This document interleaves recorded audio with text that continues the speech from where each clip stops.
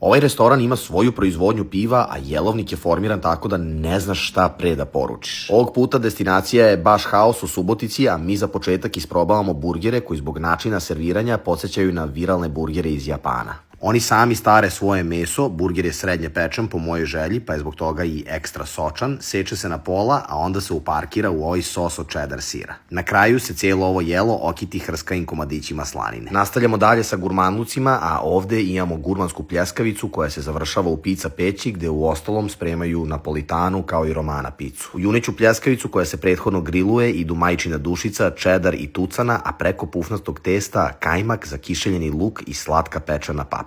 Zatim idu barbekju rebra gde svaki santimetar mesa otpada sa kostiju, a glazura od barbekju sosa mu daje onu lepljivu, slatkasto dimljenu notu. Što se dezerata tiče, imate preporuku za njihove štrudle koje su domaće, sveže i prave se svakog dana, kao i medovik sa malinama. Ovo je tradicionalni ruski kolač od 8 slojeva medenih kora sa dodatkom malina.